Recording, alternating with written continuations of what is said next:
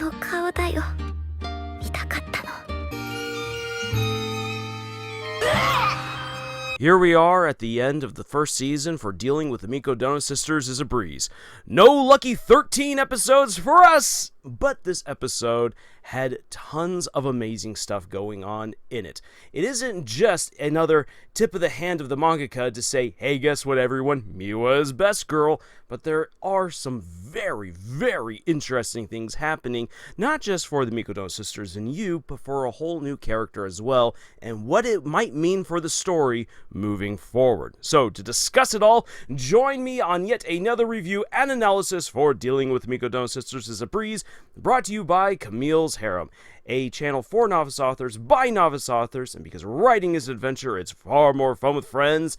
And I am going to not only dive into what this episode has to show to us, but what kinds of great writing advice we can mine from it. So picking up where we left off in the previous episode, Miwa is now going into her third game against Sakura, and this time she comes, fully knowing what she wants, who she is.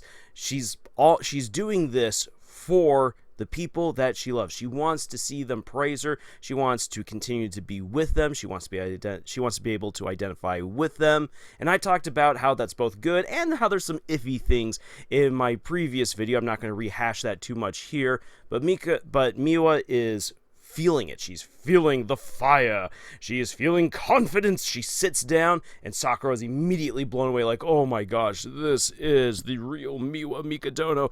I am going to get crushed! And she is. And Miwa proceeds to win the next 3 matches. It is an absolute comeback from behind by a prodigy, and people are like, oh my gosh, she did this just to show off how amazing she is. That's a prodigy for you. I'm just going to quickly interject in here. I really, really don't like it in so many anime and manga where they're all like, where you get so much info bombing from characters being all like, and that over there is so-and-so who is so great at this. Or when there's just a heaping on of praise in such a heavy-handed way of, that's a prodigy for you. Oh, she's so amazing. She was always going to win. It's a sentiment that can be communicated through far more clever dialogue than just slapping us with, see, this is why Miwa's the best. Not to say that she isn't, because she is, but there's a far more clever way to do it. But actually, more importantly than Miwa winning the next 3 matches is what we learn from Sakura. We get to finally see her backstory,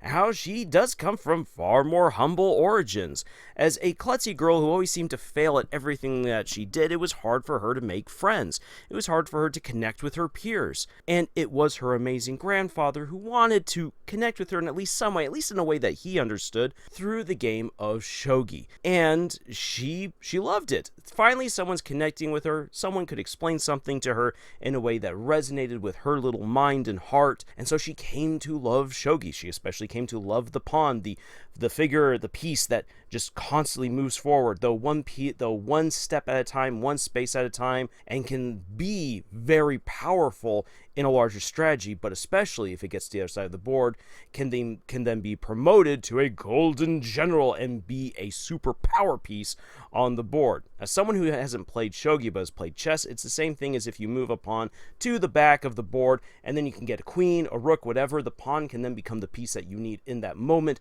to absolutely wreck your opponent from behind. And so Sakura dedicated herself to shogi and really tried to climb the ladder. She was able to really quickly beat her grandfather, displaying that though she's a klutz, she is fairly intelligent.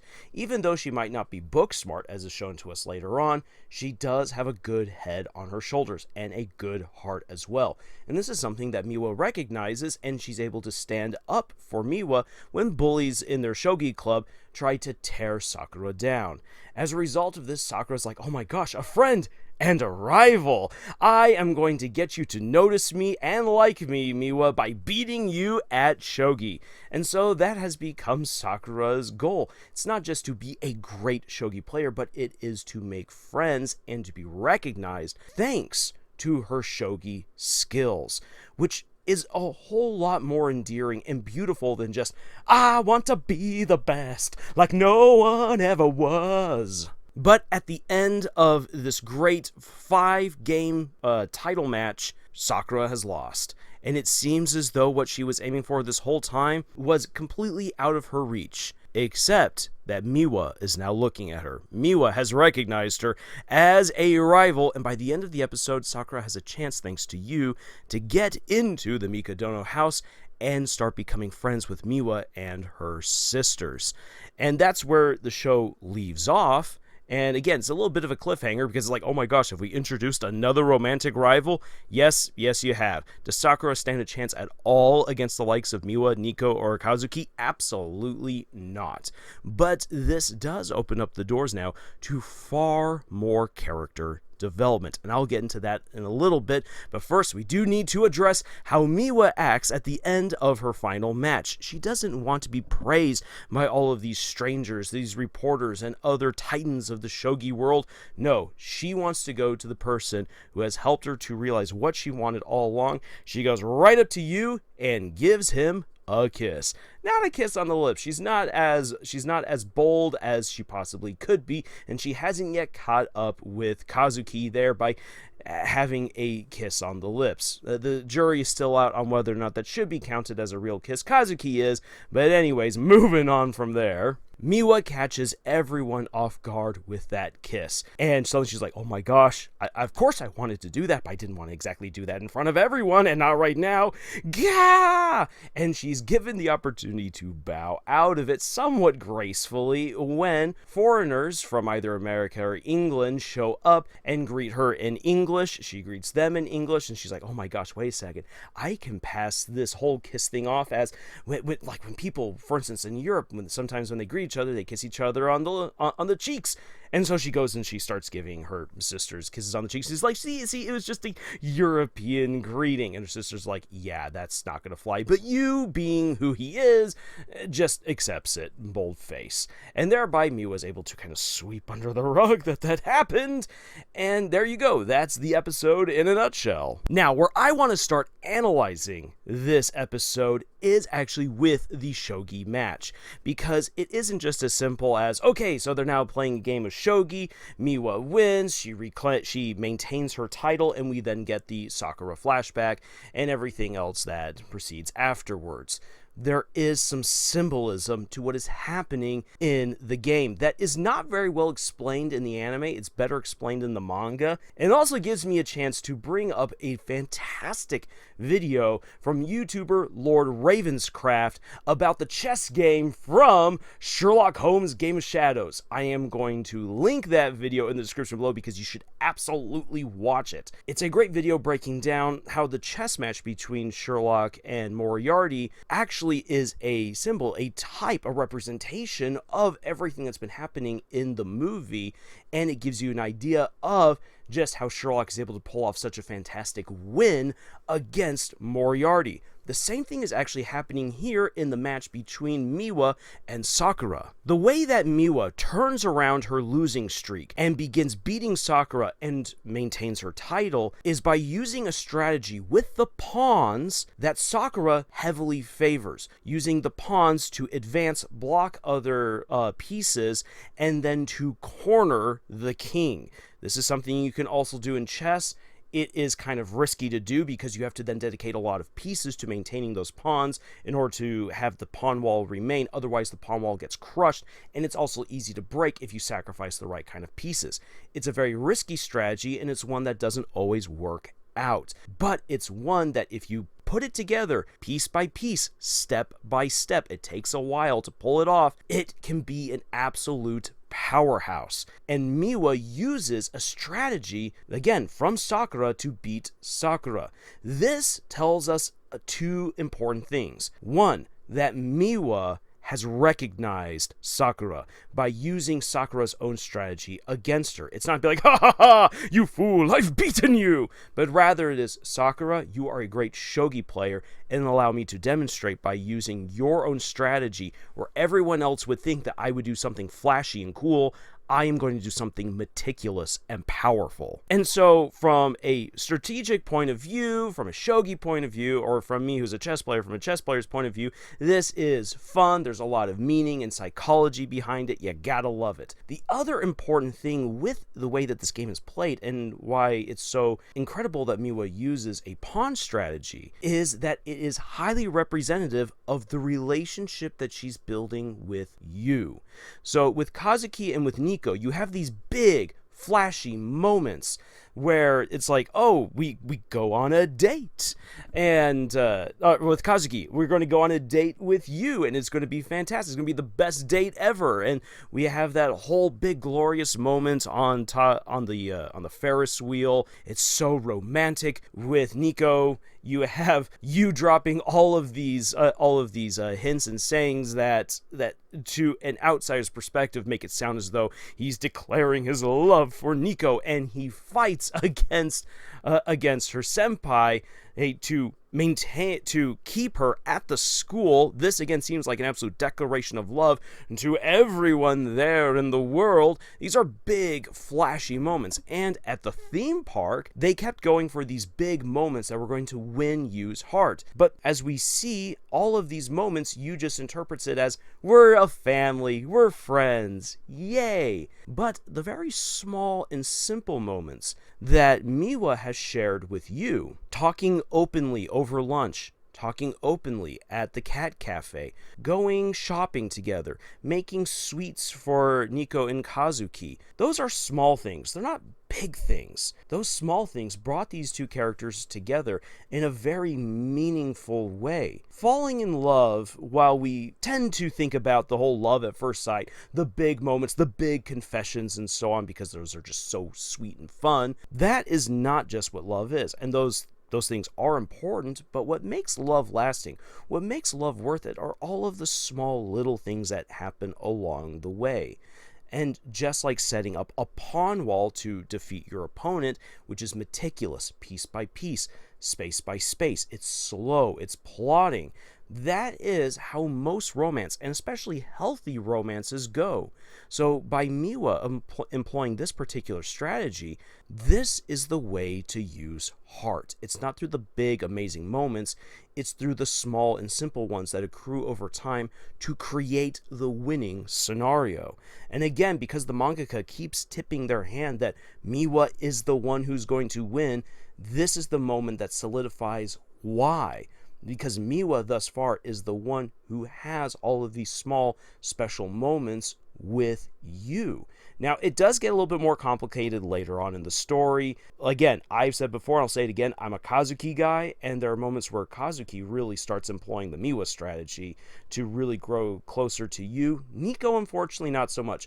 For people who are Niko fans, I'm sorry, but Niko is definitely the big flashy girl in terms of trying to get closer to Yu. Miwa, however, is the one who definitely builds up on the strategy of those small, simple moments, and it's why over time it's being telegraphed she will be the one to get together with Yu.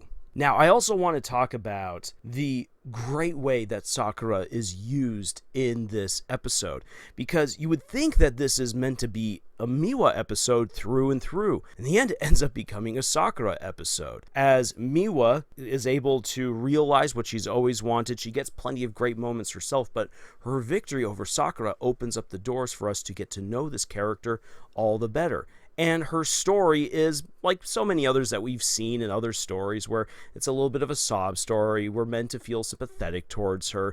But it really works well for Sakura because, as we learned, this has all been about trying to become friends with other people, because she's a dunce and a klutz. That's prevented her from really connecting with her peers. Shogi was her best option. And now, thanks to these shogi matches, where she's been trying to be Miwa's rival and thereby become her friend, those same shogi matches introduced her to Yu. She developed a relationship with Yu, and it's thanks to that now you can invite her on over to the Mikadono house. The important thing about this, why the season ends here, is because now we look forward to the next important progression that the Mikadono sisters need in their lives. Season 1 was about repairing the relationship between the sisters, trying to repair the family, there's still a very long way to go, and that's thanks to their dad. Their dad is a real piece of work who needs a lot of time and a lot of help in order to fully heal the family to where they should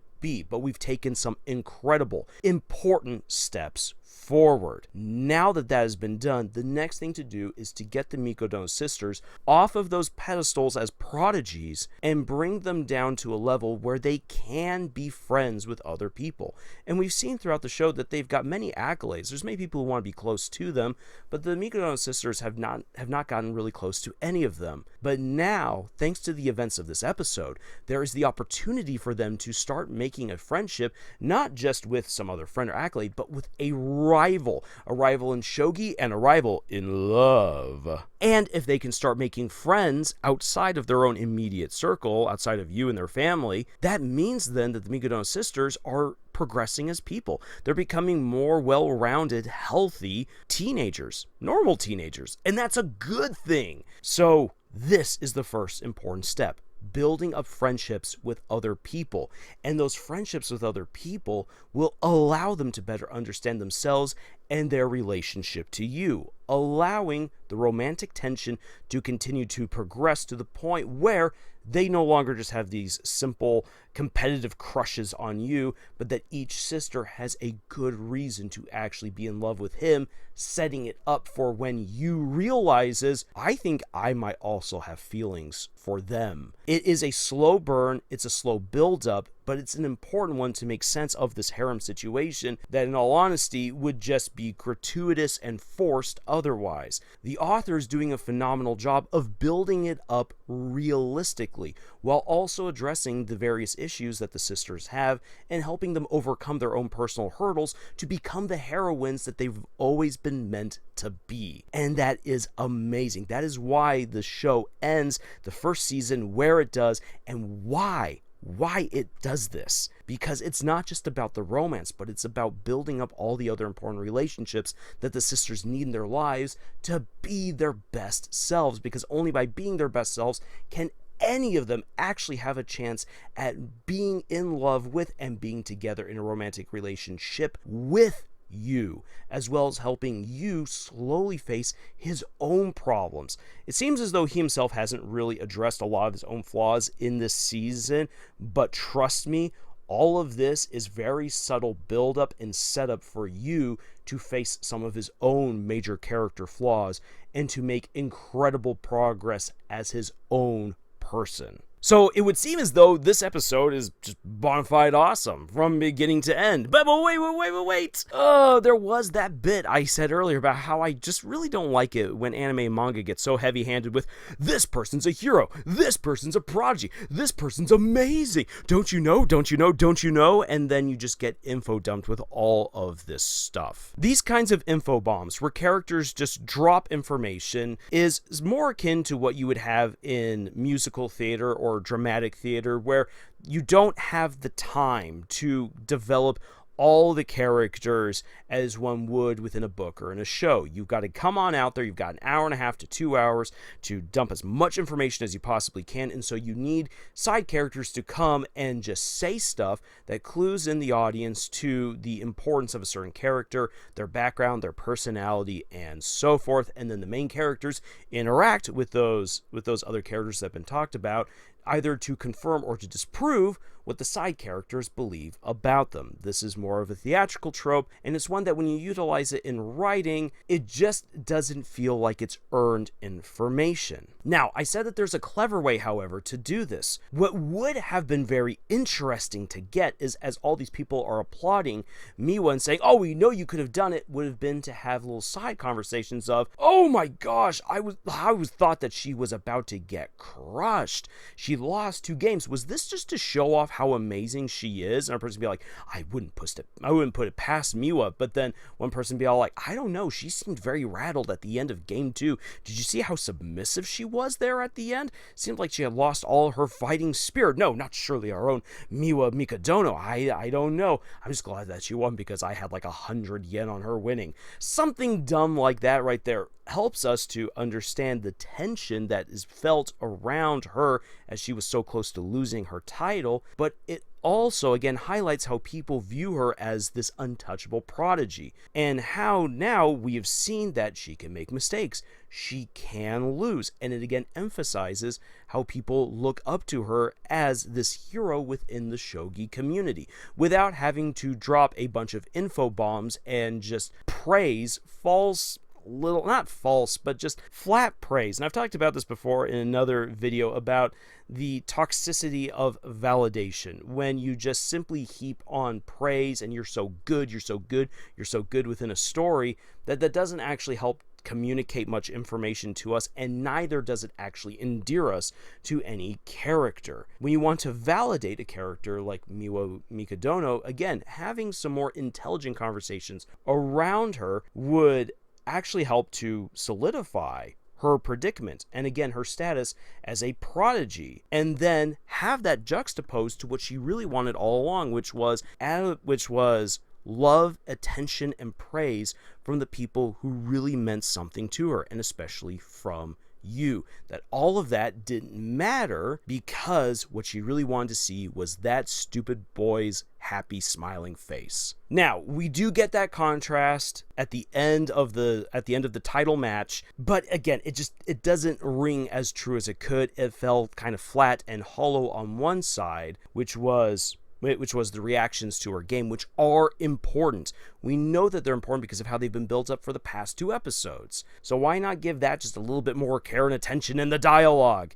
I know dialogue is tricky, but for crying out loud, just a little bit more reworking, not relying on the info dumps and the info bombs and the toxic validation. You can do so much more in that. You can get so much more creative and really make these characters, even the surrounding characters, not feel totally one-dimensional. Now, the last thing I want to get to in this episode, and this was truly some great cinematic artistic beauty, is that when we see the end credits for all of Miwa's episodes, we get to see how what she truly dreams is of everyone together, everyone is happy, and she's so close to you. That is what she got at the end of this episode, which again is another wink and a nod to Miwa is best girl. Miwa is going to be the one who wins, because Niko, her journey is all about discovering who she really is, who she wants to be. Kazuki is overcoming her fears of not being good enough, of being okay with being an imperfect person. Those are fantastic messages and journeys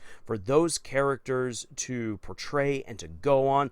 I love it. But because this is a rom-com and romance is the goal at the very end of the day, no matter what, Miwa is clearly the one who got it all. The family that she always wanted, and being close to the guy that she is falling for. So again, just kind of hammering that nail of, yes, people know what the mangaka wants, what the mangaka is setting up. It's beautiful, it's great, but I will push a little bit back on that. While it's nice to know where the story is going, having that little bit of a telegraph, that does kind of ruin a little bit of the fun and the mystery. If you're going to be writing a harem story, again, you have to think about juggling all of these different relationships, giving them all equal time and development, which dealing with the Mikadono sisters does an excellent job of doing. But if you want to preserve the mystery of who's going to end up with whom, then you also need to give each girl or each guy in the harem scenario an equal opportunity and some equal outcomes